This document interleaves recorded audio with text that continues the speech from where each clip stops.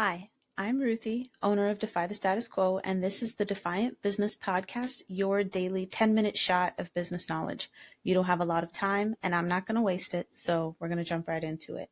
So today's topic is how the employee mindset is bringing down your business. And I know you're probably thinking, Ruthie, wait, I'm not an employee, I'm an entrepreneur. What are you talking about? Well, just the other day, I was meeting with a group of creatives for a meeting we call World Domination.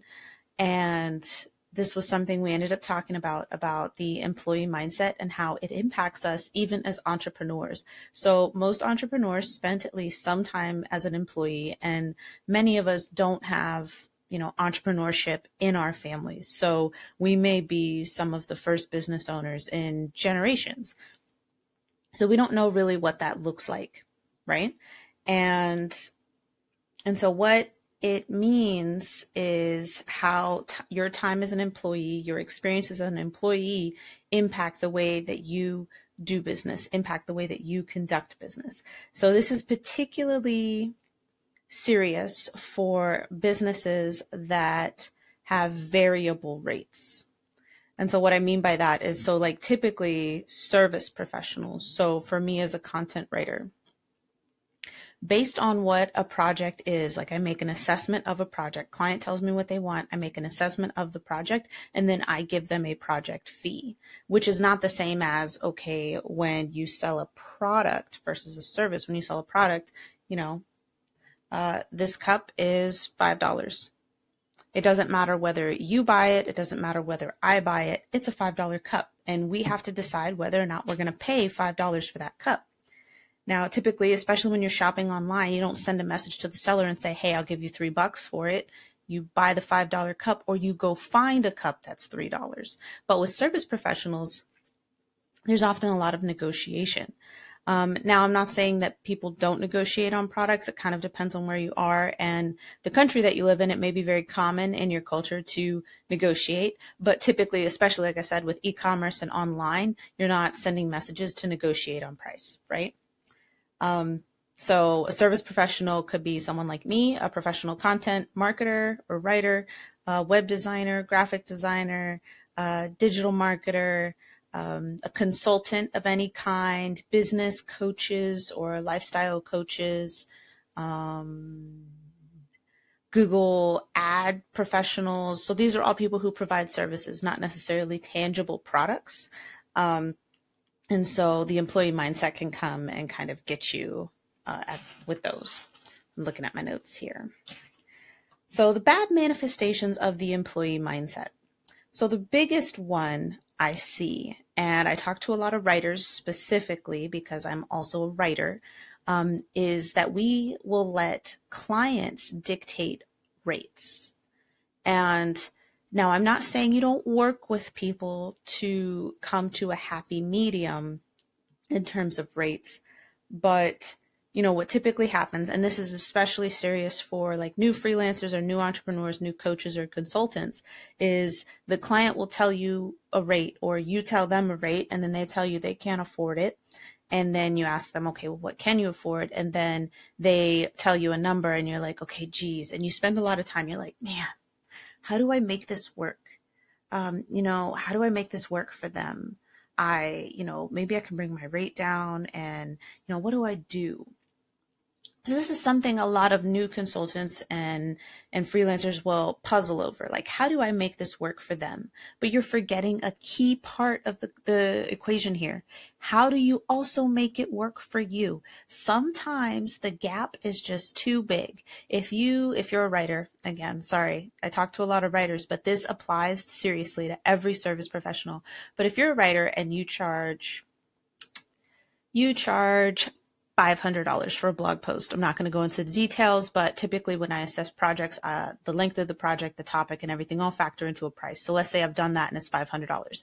And the client says, hey, cool story. I can pay $100. Can you do $100 for that? And so again, with my employee mindset, I'm like, oh, geez, okay, how do I make that work?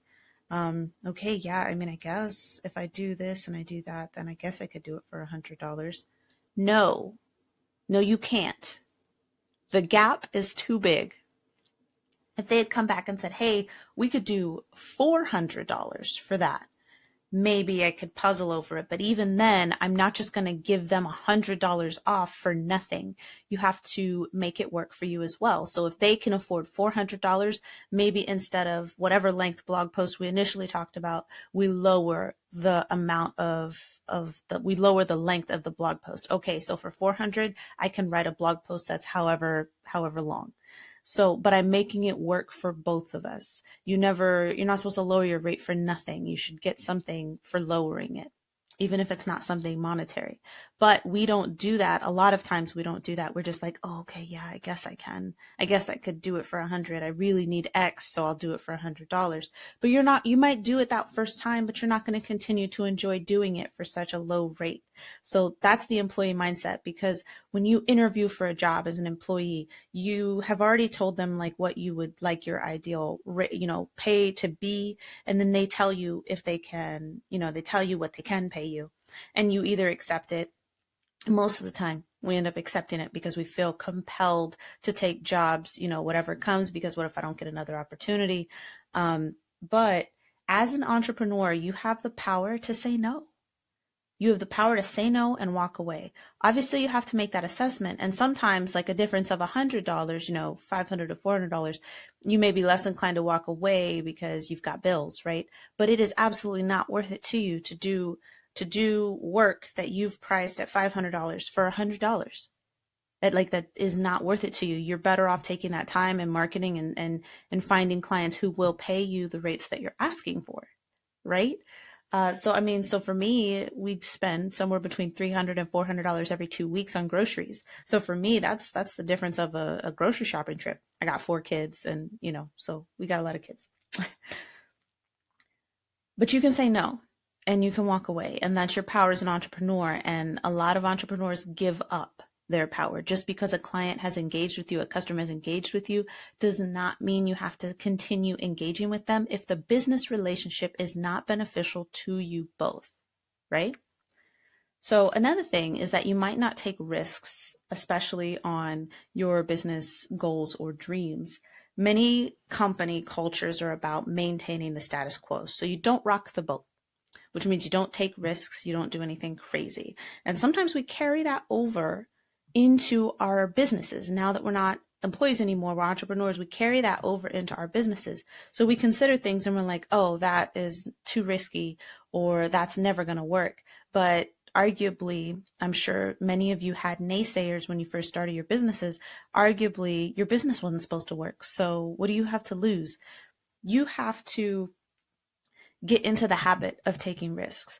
Another thing that we'll do as employee mindset, right? So tying back into maintaining the status quo and company culture, you'll do what a client tells you to do versus what needs to be done. So I actually broke off a relationship with a client beginning of last year, because they wanted things to be done a certain way. And I had advised them, okay, hey, it shouldn't be done this way. And they're like, okay, yeah, do it then. Do it your way. I did. And then they made me revert it back to the way that they wanted it done. And I told them, I was like, that's not going to work, and Google's not going to like you for that. And they were like, okay, well, this is the way we want it done. And I told them, I was like, okay, well, then I don't think we're a good fit. I'm not going to be able to do any more writing for you. And so that was how the relationship ended. But that was within my power, because I was going to be unhappy doing that work. So I walked away. But you have to understand that you should not give up your power, right? When you engage with clients, it's really important that you hold on to that power and understand your positioning. You are not an order taker. You are not an employee. They can tell you what they want, but you always have to factor in what you want. Nobody else is factoring in what you want. So if you don't do it, no one will. All right. So that is your shot of knowledge, business knowledge this morning. I'm Ruthie with Defy the Status Quo, and this was another episode of the Defiant Business Podcast. If you've got a few more minutes, I suggest you check out some of the other episodes that are here. Otherwise, until next time.